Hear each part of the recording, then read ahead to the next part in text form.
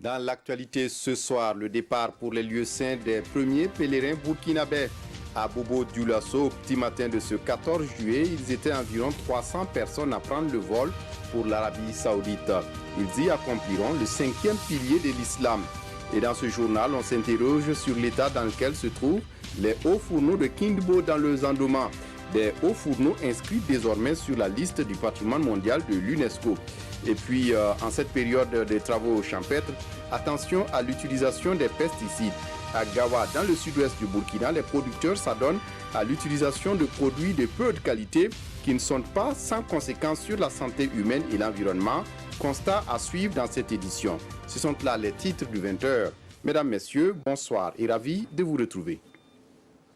Pour le Hajj 2019, cette année au Burkina Faso, ils sont plus de 8000 candidats à faire le déplacement des lieux saints de l'islam. Les premiers pèlerins ont décollé ce 14 juillet à Bobo Dioulasso pour l'Arabie Saoudite. Une équipe de la RTB a assisté à leur départ, compte rendu avec Ismaël Paré. Aéroport international de Bobo Dioulasso, il est 6h15 du matin. Le Boeing 777-300 de la compagnie saoudienne Sky Prime décolle du tarmac en direction de la Mecque. À bord, 362 pèlerins. Tous veulent accomplir le 5e pilier de l'islam.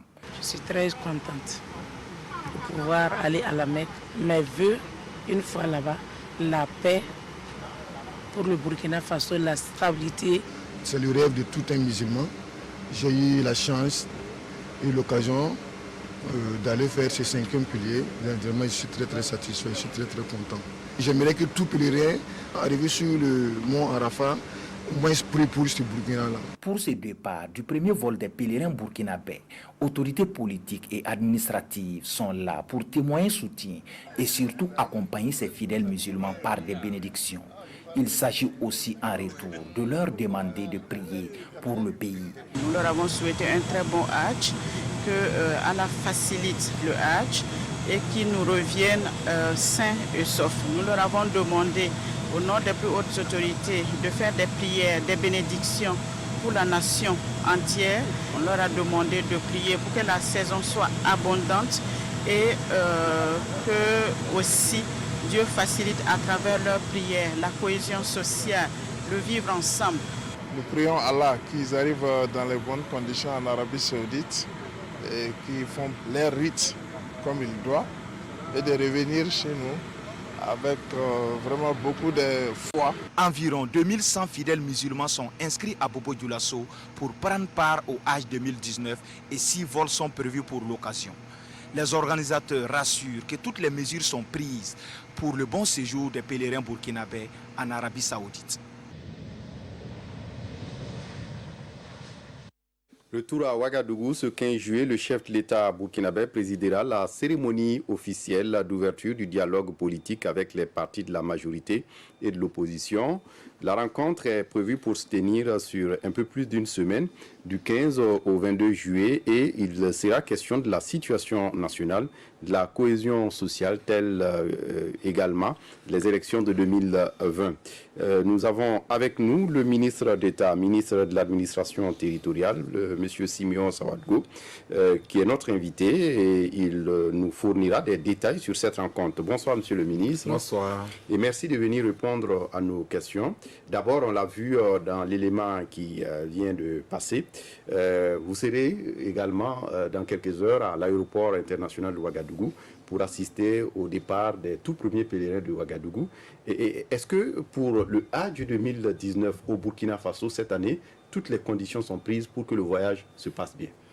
Je voudrais vous remercier pour cette invitation et vous dire également que je suis l'un des plus soulagés de voir le premier vol à partir de Bobo, qui en réalité augure donc de l'ensemble des vols qui vont avoir lieu pour les 8143 pèlerins que nous avons pu obtenir avec le ministre donc en charge du Hajj de l'Arabie Saoudite à travers le protocole que l'État burkinabé a signé avec donc l'État saoudien. Et il faut dire que cette année, nous avons la chance d'avoir signé très tôt ce protocole qui permet donc que les conditionnalités qui ont été édictées dans le protocole, donc les agences de voyage, le comité de suivi de l'État burkinabé puissent les satisfaire afin que les Burkinabés aillent très tôt Parce que dans l'an passé, souvent, on est un peu coincé. C'est à la dernière minute, on court et puis ça devient difficile. Donc cette fois-ci, nous sommes parmi les premiers donc, à y aller. Et je pense que le premier vol, donc à partir de Bobo, augure donc des hadjs très fructueux et très qui vont permettre donc aux hadjs donc de faire de très bonnes prières pour le pays. Alors demain s'ouvre à Ouagadougou le dialogue politique entre le gouvernement et l'opposition politique. Dites-nous si toutes les conditions sont prises pour un dialogue franc. Oui, mais toutes les conditions sont réunies. Le premier élément, le premier postulat que nous devons affirmer, ce dialogue politique donc relève de la volonté du président du Faso lui-même, qui, à travers un certain nombre de concertations qu'il a eues avec l'opposition politique et la majorité, a tenu à ce que les fils et les filles de ce pays, sur le plan politique, s'asseyent ensemble, voir quelles sont les différentes difficultés qui peuvent, sur le plan politique, exister et sur d'autres aspects exister. Et qu'on puisse aplanir tout cela. Alors, ça s'est passé ainsi avec la contribution de l'opposition, d'ailleurs, qui a proposé qu'il y ait un comité préparatoire donc, de ce forum. Et le comité préparatoire donc, a été mis en place avec la présence d'éléments du chef de file de l'opposition et d'autres éléments donc, de la majorité présidentielle qui ont préparé de façon intime et sans tapage donc ce forum-là, sur l'instruction du président du Faso. Et le président du Faso a écrit une lettre aux deux partis, donc leur demandant de désigner leurs membres à ce dialogue politique-là. Et de façon paritaire, donc le chef de file de l'opposition a désigné donc 20 personnes, dont 5 femmes au moins. La majorité a également désigné 20 personnes, dont 5 femmes au moins, sans oublier les membres du comité préparatoire, où il y a 2 de chaque parti qui vont donc participer à ce forum-là. Et le chef de l'État a établi un ordre de jour précis en 2 grands points pour ce forum, avec effectivement l'apport des 2 partis. Le premier élément, c'est la question électorale. Comment on peut aller aux élections de 2020, a priori, donc avec une compréhension, une entente et une même vision de toutes les filles et de tous les fils du Burkina Faso, notamment les acteurs politiques qui sont les animateurs de la vie politique nationale. Et à partir de ce moment-là, qu'est-ce qui peut être fait sur la question, par exemple, de la lecture du code électoral, parce qu'il faut voir, il faut qu'on s'entende comment on va aller donc aux élections. Deuxièmement, il faut qu'on voit quel est le calendrier électoral pour que d'ici l'an 2020-2021, on sache quelles sont les élections qui peuvent se passer à telle date, quelles sont les élections qui peuvent se passer également à telle date. Nous avons ensuite le vote des Burkinabés de l'étranger, qui, quoi qu'on dise, constitue effectivement des points de préoccupation pour tous les partis politiques regroupés au sein donc, du CEFOP et au sein de la majorité présidentielle. Il y a également un élément très important qui concerne l'élection des présidents des collectivités territoriales, des maires, au suffrage universel direct. Le président l'a annoncé. Donc les maires et les présidents donc, des conseils régionaux devraient être élus au suffrage direct maintenant. Comment cela pourrait se passer? Nous avons un élément très important, l'administration électorale. Donc qu'est-ce que les acteurs politiques pensent? Qu'est-ce qu'ils proposent pour une meilleure administration donc, des élections au Burkina Faso? Et enfin, la question donc, du quota genre, sur ce premier point. Alors, le deuxième grand point, c'est la situation nationale. La situation nationale nous interpelle sur un élément important parce qu'on ne peut pas s'asseoir entre acteurs politiques et discuter des aspects politiques en oubliant qu'il y a des aspects de la vie quotidienne qui posent problème aux populations. Le premier élément, c'est la question de la sécurité. Donc, qu'est-ce que les acteurs politiques pensent de la sécurité et qu'est-ce qu'ils peuvent proposer comme solution? Il y a également la question de la réconciliation nationale, on en parle tellement. Les gens disent qu'il y a la réconciliation nationale, il y a certaines personnes qui sont dehors, qu'est-ce qu'on fait? Et bon, il y a à l'intérieur, il y a donc la rancune entre les gens, qu'est-ce qu'on peut faire? Donc ça, c'est une question très importante qu'il faut qu'on règle. Il y a évidemment la question de l'unité, de la cohésion nationale, également la question donc également de l'autorité de l'État, du civisme, et sans oublier d'autres questions d'intérêt national qui peuvent concerner essentiellement la question, par exemple, du foncier, la question de l'économie, de la gouvernance économique, la question donc de l'administration, comment faire en sorte qu'il y ait un service public donc, qui soit efficace et qui permette donc aux populations donc, d'avoir les services publics viables pour le développement, sans oublier donc, le dialogue également social. Hein, qui est là. Donc autant de questions que le président a campé donc, pour moi, j'espère que ça va très bien se passer. Oui, par moment, l'opposition politique s'inquiète de la mise en œuvre souvent de ses conclusions parce que pour elle, il est bien beau de se retrouver pour discuter, mais elle a le sentiment parfois de ne pas être écoutée ou entendue. Est-ce que pour cette fois-ci, on y va avec des a priori où le gouvernement vient à ce dialogue vraiment zen? Non, je répète une fois que le dialogue se passe entre le chef de file de l'opposition, les partis affiliés donc au chef de file de l'opposition et les partis affiliés donc au niveau de la majorité présidentielle. Nous, au niveau du gouvernement, nous ne pouvons qu'apporter des éclaircissements sur les questions. Mais le gouvernement n'est pas membre du dialogue. C'est les politiques qui vont s'asseoir pour parler entre eux. Donc, même si les opinions sont un peu divergentes, qu'on puisse trouver au moins donc, des éléments consensuels. Et le président de façon a été clair. Il a dit toutes les questions qui vont requérir un consensus seront mises en œuvre. Et c'est là que votre question revient.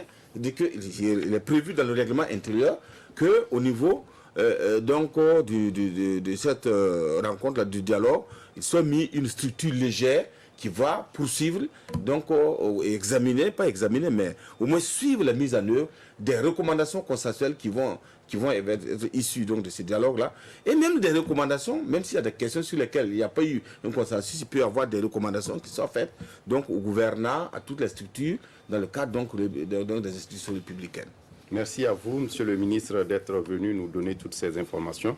Je rappelle que vous étiez là pour nous parler du dialogue politique qui démarre demain, lundi 15 juillet, entre l'opposition politique burkinabé et les partis de la majorité présidentielle. Merci d'être venu. Pour la suite du journal, une journée de plaidoyer au profit des jeunes. Le Balai citoyen, une organisation de la société civile et ses partenaires, conduisent un projet dont le but est de permettre aux jeunes de moins de 35 ans d'intégrer l'Assemblée nationale à partir des élections de 2020.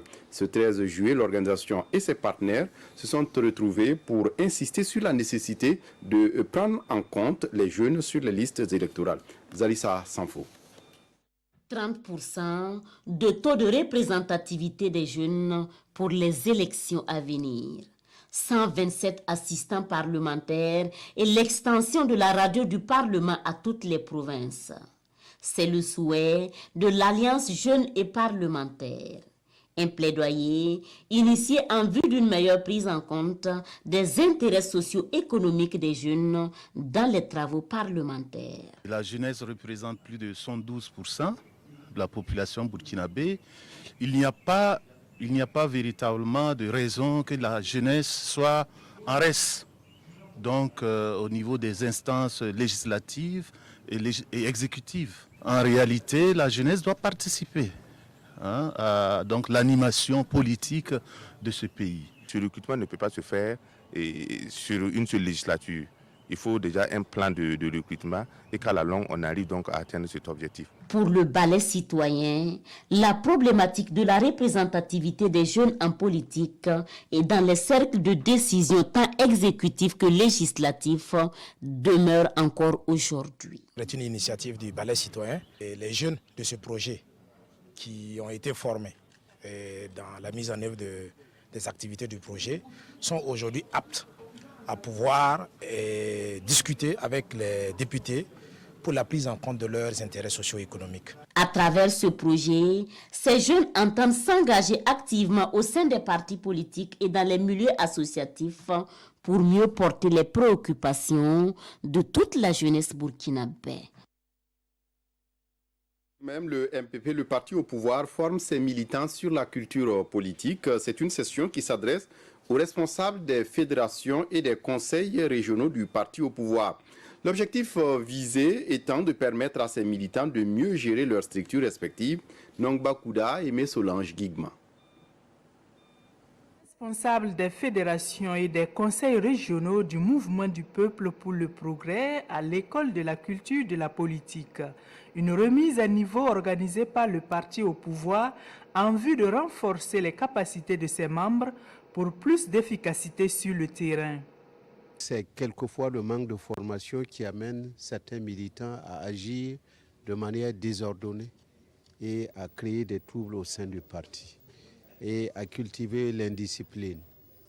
Mais si nous arrivons à former ceux-là qui ont la charge de gérer les structures dans les régions, dans les provinces, dans les communes, qu'elles soient rurales ou urbaines, dans les villages ou dans les secteurs, on va voir une nette amélioration dans le fonctionnement de nos structures. 2 jours durant, ils se sont imprégnés, entre autres, de l'état de mise en œuvre du PNDS, des notions de leadership, de la social-démocratie, ainsi que de la gestion des conflits en politique. C'est des compétences qui s'ajoutent. Nous pourrons également à notre tour essayer de capitaliser ça et de voir comment nous allons transmettre ça aux autres structures. Des constats que nous avons eu à faire, quand vous prenez les fédérations, nous avons estimé que les fédérations n'arrivent pas à jouer pleinement leur rôle parce qu'on ne les utilise pas assez. Il faut les utiliser assez. Élargir la formation aux militants de base a également été une des recommandations soumises au président par intérim du MPP, qui a rassuré que ces recommandations seront prises en compte et exploitées à bon escient. Et puis, contre le mariage des enfants au Burkina Faso, l'ONG ASMAD s'engage dans la sensibilisation et surtout le plaidoyer. L'ONG estime que le changement de comportement est essentiel dans cette lutte. Elle a donc ciblé en priorité les leaders religieux et coutumiers. Cette semaine, l'ONG a organisé une séance de plaidoyer à l'endroit des leaders religieux du Sahel. Le point avec Seydouzen. ASMAD veut apporter sa contribution dans la lutte contre le mariage d'enfants au Burkina. Elle a choisi la région du Sahel où le taux de prévalence est le plus élevé. Et pour ASMAD, les leaders coutumiers et religieux ont un rôle déterminant à jouer dans la promotion de l'abandon du mariage d'enfants, tout cet atelier de plaidoyer. Ces leaders religieux et coutumiers, en tout cas, ont une place de choix et un rôle important à jouer. D'abord, la pratique, c'est une pratique traditionnelle. Voilà. Donc, si les leaders coutumiers qui s'occupent de la tradition s'impliquent, donc c'est déjà un grand pas. Et quand on regarde le mariage, qu'il soit coutumier, qu'il soit religieux, qu'il soit civil, on a toujours l'implication, il y a une version religieuse, il y a une version coutumière. On commence par là-bas. Si eux, par exemple, dans les mariages qu'ils vont célébrer, et chacun prend le soin de s'assurer que les concernés ont au moins 18 ans. Message bien reçu par ces responsables coutumiers et religieux qui promettent jouer leur partition. Nous avons rencontré plusieurs fois des cas comme ça. Des filles qui sont à l'école, qui ont été victimes de mariage. Nous avons intervenu. Donc, ça ne fait que nous encourager encore à œuvrer dans ce sens. Et nous allons mettre tout en œuvre pour que cette information puisse passer au niveau de la localité, au niveau des coutumiers, au niveau des religieux. Cette activité s'inscrit dans le cadre de la mise en œuvre du sous-projet Soukabe Réolé en Fulfulde, ou lutte contre le mariage des enfants. Il est financé par la Banque mondiale et s'exécute dans 5 régions, dont le Sahel. En santé, 3 dispensaires pour la commune de Pouitenga. Ce sont des réalisations de l'État burkinabé avec également la contribution d'une opératrice économique de la localité. L'inauguration des infrastructures est intervenue ce 13 juillet en présence de Jean Zongo et de Maxime Zongo. La réception officielle de ces 3 centres de santé, c'est un véritable soulagement pour de nombreuses personnes du district de Pouitenga qui étaient obligées de parcourir de longues distances pour se faire soigner. Le CSPS de Yargo, situé à la périphérie de Pouitenga, d'un montant estimé à 70 millions de francs CFA, a été entièrement financé par l'opératrice économique Adja Mamounata Velegeda. Il est important pour celui qui aime sa patrie de faire quelque chose, si modeste soit-elle, pour contribuer à la construction de son pays. Celui de Ramessoum et du secteur 3 de Puitenga ont été financés respectivement par le budget de l'État et par la mairie de Puitenga. Ces infrastructures vont permettre au peuple et aux bénéficiaires de ne plus parcourir des kilomètres, voire de ne plus enjamber pendant la saison des pluies de profonds fossés pour avoir accès à des soins de qualité. Le président Roch-Marc Christian Kaboré, dès sa prise de fonction, a dit qu'il voulait un développement égalitaire pour tous les Burkinabés, donc un accès à tous les services sociaux, à tous les Burkinabés là où ils se trouvent. Cerise sur le gâteau, 2 ambulances toutes neuves ont également été remises à l'occasion au district de Puitenga. L'une par les ressortissants de la localité vivant aux USA et l'autre par le Larlenaba Tigré. La santé, c'est l'affaire de tout le monde. Nous devons soutenir l'État dans sa quête vraiment quotidienne pour la santé de tout le monde. Et c'est vraiment ma modeste contribution. Les 45 ambulances promues, je pense que dans les délais promis, je pourrai les réaliser grâce à la solidarité de mes amis. Entièrement équipés pour offrir des services de qualité, les populations bénéficiaires ont été invitées à fréquenter ces centres désormais mis à leur disposition. Un appel a été lancé aux personnes de bonne volonté à suivre ce bel exemple de solidarité. De son côté, l'ONG Catholic Relief Services partage son expérience dans l'utilisation des outils liés aux technologies de l'information et de la communication. C'est un outil technologique destiné à la collecte, le stockage et la gestion des informations en temps réel dans le domaine des urgences humanitaires. Explication Jean Zongo, Nathalie Sawadou. À travers cet atelier d'échange, Catholic Relief Service veut partager son expérience dans l'utilisation des outils ICT4D et ses impacts dans la promotion de ses activités en faveur des personnes vulnérables. À travers ces nouvelles technologies de l'information et de la communication pour le développement, CRS a pu se rapprocher des bénéficiaires, à savoir mettre à leur disposition des outils qui permettent par exemple d'avoir des informations à temps réel. C'est-à-dire, je prends un exemple, par exemple les cas d'urgence où nous n'avons plus besoin par exemple de mettre des semaines et des semaines, des mois pour collecter des informations. Ce cadre va leur permettre de faire une analyse critique de la pratique et de l'utilisation des outils ICT4D comme moyen principal de collecte, de stockage et de gestion des données. Déjà, nous avons déployé 307 km de fibres entre le Burkina et le Ghana avec un bretelle vers du Bagré. Donc, déjà, l'administration dispose de 5 gigas de capacité interne qui améliore l'infrastructure. Comme solution alternative pour pallier ce problème de connexion, l'équipe de CIRES se déplace avec des clés de connexion mobile pour pouvoir collecter les informations. Et puis le Burkina Faso vient d'achever un mandat de 4 ans au sein du Comité du patrimoine mondial de l'UNESCO. Un mandat qui a permis au pays de contribuer non seulement à la réflexion sur la gestion des trésors mondiaux et surtout la grande victoire, l'inscription des sites de métallurgie ancienne du fer au patrimoine mondial. Le bilan est jugé satisfaisant. Le point avec Ini, Janine Kambiré. Le Burkina Faso est membre du groupe 5 Afrique du Comité du patrimoine mondial aux côtés de l'Angola, de l'Ouganda, de la Tanzanie et du Zimbabwe. Au titre de l'année 2019, il a assuré le poste de vice-président au niveau africain. Il s'est agi pour lui de se prononcer sur les sites culturels et naturels de valeur universelle exceptionnelle proposés pour l'inscription au patrimoine mondial de l'UNESCO. Et cela se fait suivant des critères définis dans la Convention de la protection du patrimoine mondial culturel et naturel. Il y a d'abord un travail qui est fait par l'organe consultatif. Pour les sites culturels, c'est l'ICOMOS. Pour les sites naturels, c'est l'UICN.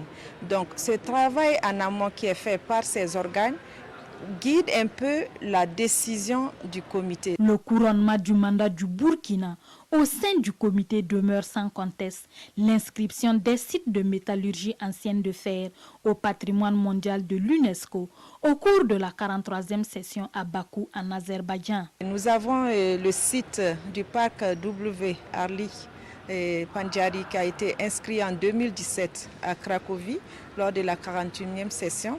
Et voilà des résultats concrets de mandat et de 4 ans du Burkina Faso au sein de ce comité. Le Burkina, qui achève ainsi son mandat sur de bonnes notes, passera la main à d'autres pays qui seront désignés au cours de l'Assemblée des États partis à la convention qui se tiendra en novembre prochain à Paris.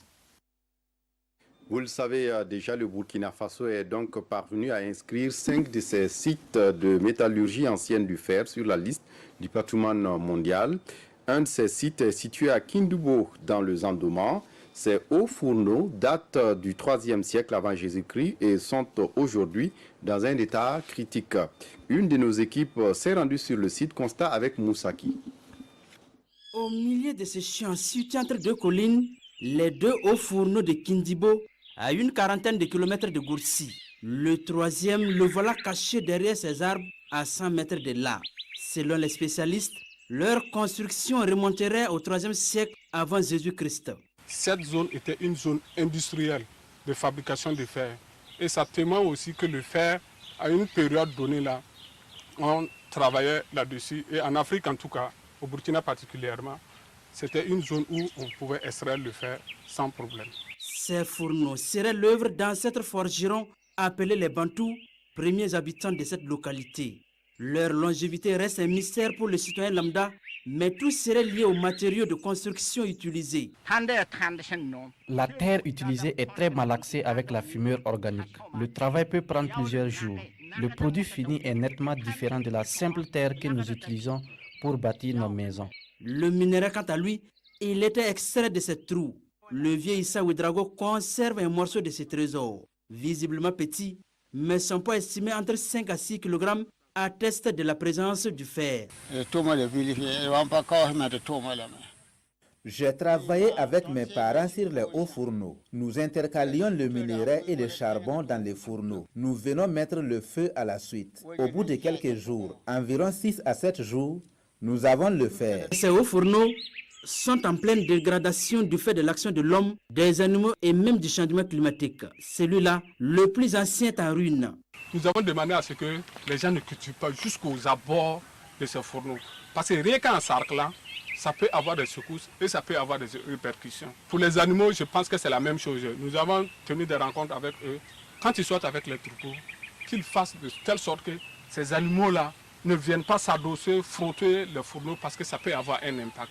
La volonté est déjà affichée. Faire de ce site de métallurgie du fer un lieu touristique.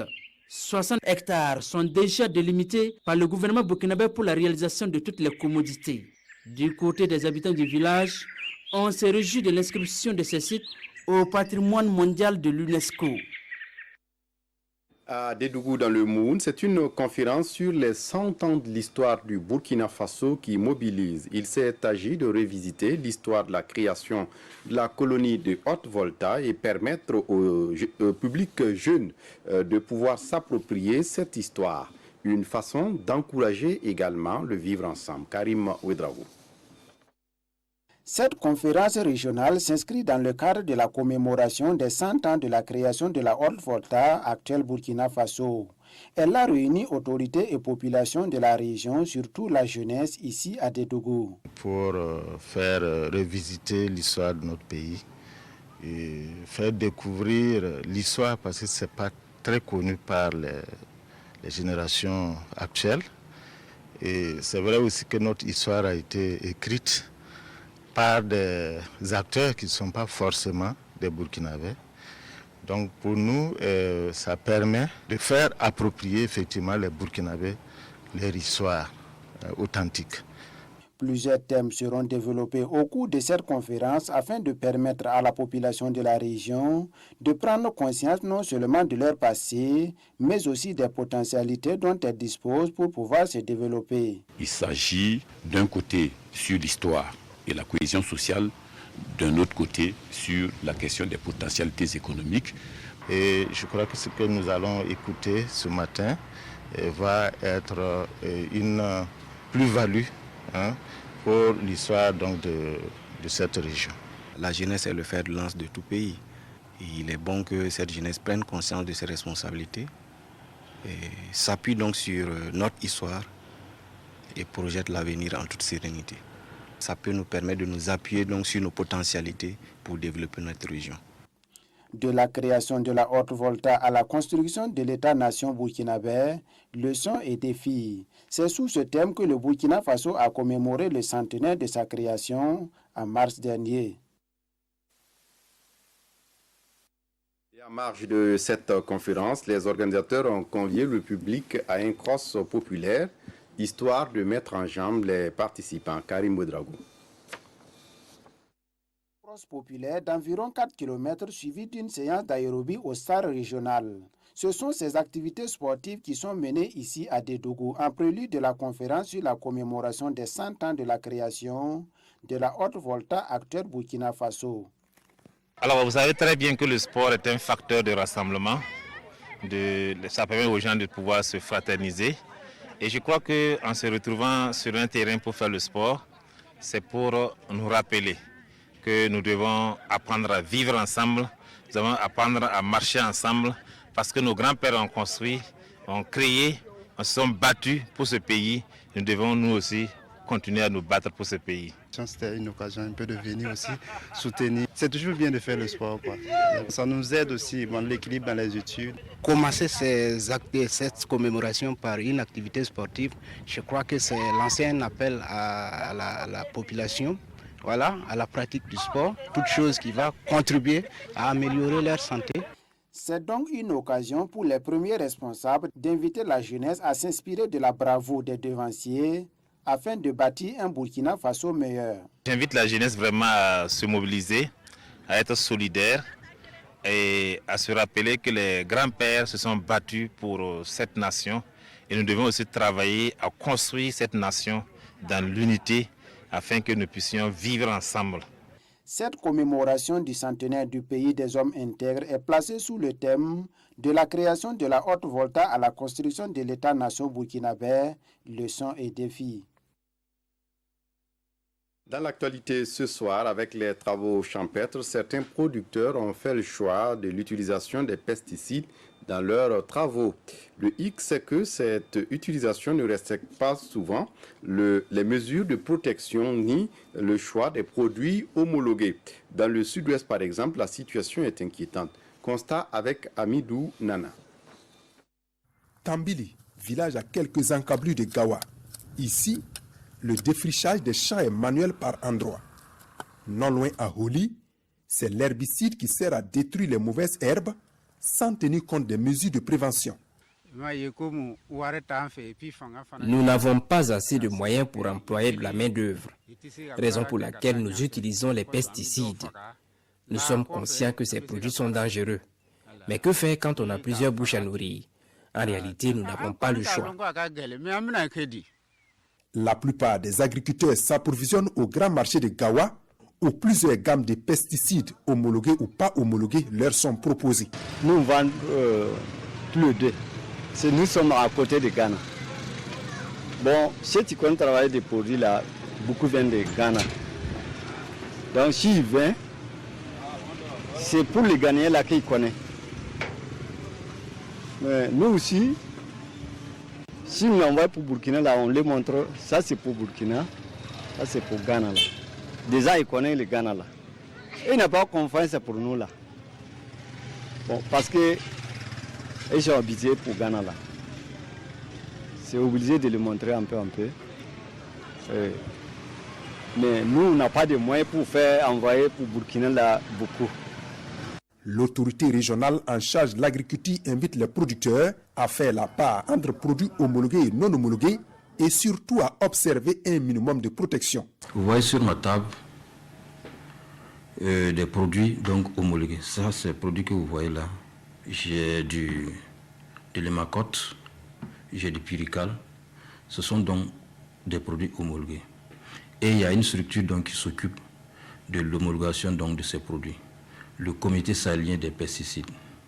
En dehors de ces produits validés par cette instance, les produits que vous allez constater sur le marché ne sont pas donc homologués.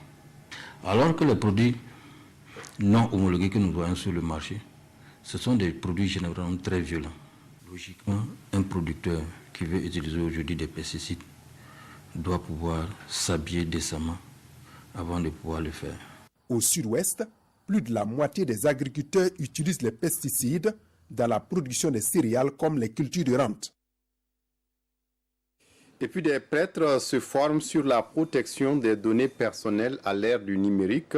C'était ce 11 juillet et la session a lieu à Waiguia dans le nord. Moussaki. Protéger ces données personnelles à l'ère du numérique, les sujets d'actualité et ces futurs prêtres du diocèse de Waiguia veulent savoir comment désormais s'y prendre sur l'Internet et sur les réseaux sociaux. La formation sur les enjeux de la protection des données personnelles s'avère alors nécessaire pour ces hommes de Dieu, nous confie le Père évêque. Dans ce contexte où tout est dit, tout est raconté avec l'Internet et tous ces moyens de communication, il faut bien sensibiliser et former les jeunes, surtout les jeunes qui aspirent vers le sacerdoce. Le diocèse de Waiguia en est l'initiateur, mais la présente session de formation est assurée par 2 panélistes de la commission de l'informatique et des libertés civiles. Ici, l'accent est mis sur des communications et d'échanges. D'abord, le cadre juridique de la protection des données à caractère personnel et aussi dans une deuxième communication, aborder la question de la protection des données personnelles à l'aide des réseaux sociaux. Et enfin, une dernière communication sur la sécurité des systèmes d'information. Cette formation, ça me permet de pouvoir protéger mes données pour que tout puisse bien se dérouler comme je voudrais que ça se fasse et non pas comme les réseaux sociaux voudraient parfois nous soutirer des informations sans notre consentement. La formation sur les enjeux de la protection des données personnelles à l'ère du numérique a concerné 54 futurs prêtres venus des 12 paroisses que compte le diocèse de Waiguia. En culture, l'association Culture, Tourisme et Développement Agro-Pastoral vient d'organiser ce 13 juillet à Bobo-Dioulasso la 6e édition du festival Weltare, un festival de musique et de danse nomade. Pour cette édition, l'accent est mis sur l'éducation et le thème de l'insécurité. Amadou Lougué sur place à Bobo. Le concept s'appelle le Festival des musiques nomades dénommé Weltare, un festival qui se veut un levier de promotion des valeurs culturelles de la communauté nomade. On trouve qu'il y a certaines cultures qui tentent de disparaître. Voilà. Et en plus de ça, de sensibiliser nos parents, de pouvoir envoyer les enfants à l'école.